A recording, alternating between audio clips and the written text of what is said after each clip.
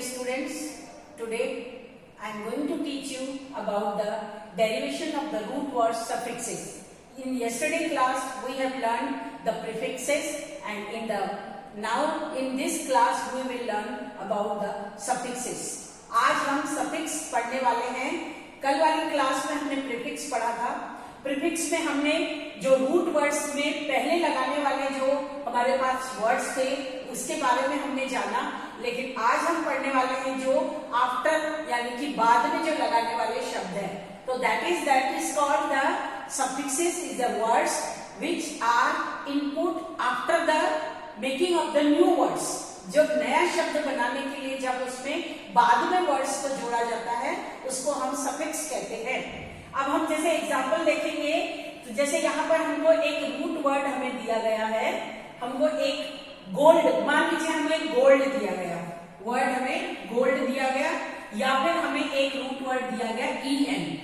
अब हम गोल्ड दिया गया या फिर हमें EN दिया गया, तो अब हम इसमें से एक नया शब्द बनाएंगे जो कि हमारा बाद में लगने वाला शब्द है. यानी कि अगर हमने देखेंगे गोल्ड प्लस EN तो इक्वल टू गोल्डन बन जाएगा, है ना. तो हम हमारा ये जो सफिक्स वाला जो वर्ड है गोल्डन बन गया. हमने गोल्ड के साथ प्लस किया, EN लगाया, तो हमारे एग्जाम में जैसे कि मैंने कल भी बताया था कि एग्जाम में या तो रूट वर्ड में आपको EN दिया जाएगा या फिर आपको गोल्ड दिया जाएगा, यानी कि पहला जो मेन शब्द दिया जाएगा उसमें आपको एक सफिक्स बनाना है. इस तरह से make the suffixes of the gold, make the suffixes to use the word EN to make a new words. इस तरह से एक क्वेश्चन आ सकता है. उसके बाद हम दूसरा देखेंगे, जैसे कि EST. हमारा एक वर्ड दिया गया EST और हमको एक वर्ड दिया गया टॉल. तो टॉल को हम प्लस EST करके टॉलेस्ट बनाएंगे, जो एक सुपरलेटिव डिग्री भी है, वो हम बाद में पढ़ेंगे सुपरलेटिव डिग्री. लेकिन अभी हम समझ रहे हैं कि सफिक्स में हमको जो पढ़ना है, जो हमारा एक नया शब्द बन गया टॉल प्लस EST टॉलेस्ट. अब उसके बाद दूसरा देखेंगे, जैसे कि ING लगेगा जो कि वर्ब फॉर्म में कंटिन्यूअस में आता है. जैसे प्रेजेंट कंटिन्यूअस में आता है गोइंग, या फिर पास्ट कंटिन्यूअस में आता है आपका स्लीपिंग. तो ING तो लगना ही है.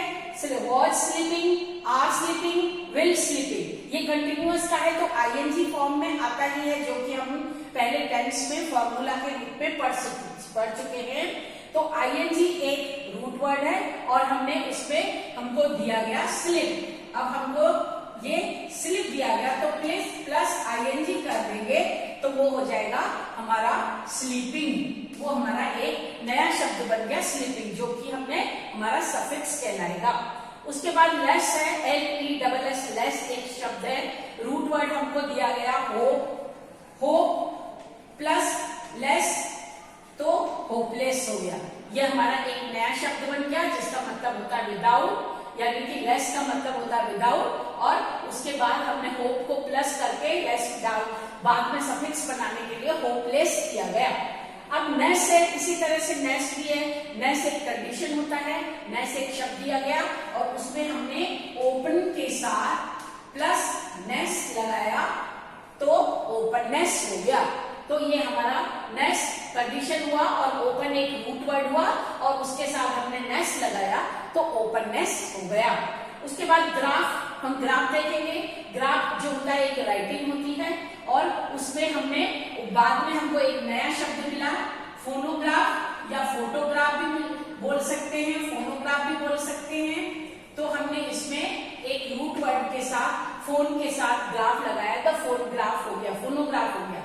PHO फोनोग्राफ, फोटोग्राफ एक ग्राफ लगा के हमने एक नया शब्द तैयार किया जो कि सफिक्स कहलाया. इसी तरह से NYM एक रूट वर्ड है जिसका मतलब होता है नेम. NYM नेम होता है और उसके साथ हमने एक शब्द को लगाया तो उसमें जैसे कि अपोजिट पढ़ते हैं या समानार्थी शब्द पढ़ते हैं, एंटोनिम्स या सिनोनिम्स. सिनोनिम्स माने समानार्थी शब्द होता है, एंटोनिम्स माने विपरीत या विलोम शब्द कहलाता है. तो हमने उसको NYM लगा के एंटो के साथ NYM लगाया या फिर सिनो के साथ NYM लगाया तो हमारा सारी चीजें जो होती है सफिक्स कहलाती है। अब आपको सबसे पहले ये देखना है कि एग्जाम में आपको किस तरह से आ सकता है, उसके लिए आपको पूरी तैयारी करनी है। आपको तैयारी में आपको शब्दों को जो आपके वोकैबुलरी में आते हैं, गोल्ड, टॉल, स्लिप, हो, ओपन, फोनो, फोनो या फिर एंटो, या इस तरह से शब्दों को याद करना है। और साथ में आपको रूट वर्ड्स में जो सफिक्स लगाने वाले शब्द हैं उनको भी याद करना है।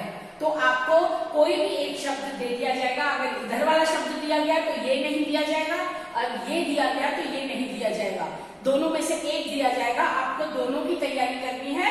आपको नया शब्द बनाना आना चाहिए सफिक्स के लिए, प्रीफिक्स के लिए। तो I think you understand all this things. Thank you for watching.